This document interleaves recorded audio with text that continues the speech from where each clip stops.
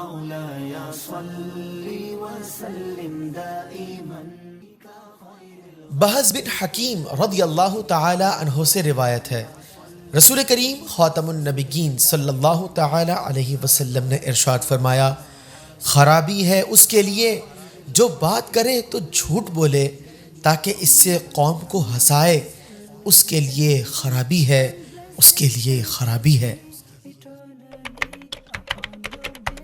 انسان کا جھوٹ بولنا ویسے بھی حرام ہے، اللہ تبارک و تعالیٰ کی ناراضگی کا سبب ہے، لیکن جب کسی کو ہنسانے کے لیے، مسخرہ پن کا مظاہرہ کرنے کے لیے جب جھوٹ بولا جائے تو یہ ڈبل گناہ ہے۔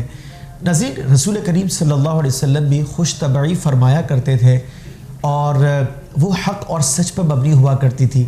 علماء فرماتے ہیں کہ جب کوئی شخص کسی غمزدہ کے چہرے پر مسکراہٹ بکھیر دے سچ کہہ کر، تو اس پر اس کو اجر و ثواب بھی ملے گا۔ ایک تو اس نے بات سچی کہی اور دوسرا ایک غمزدہ کے دل میں خوشی پیدا کر دی۔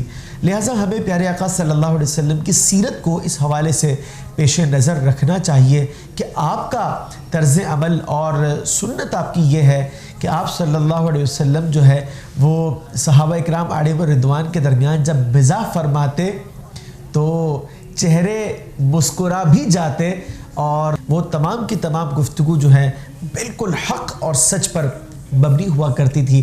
رب کریم ہمیں بھی ایسی خوبصورت صفت سے متصف فرمائے۔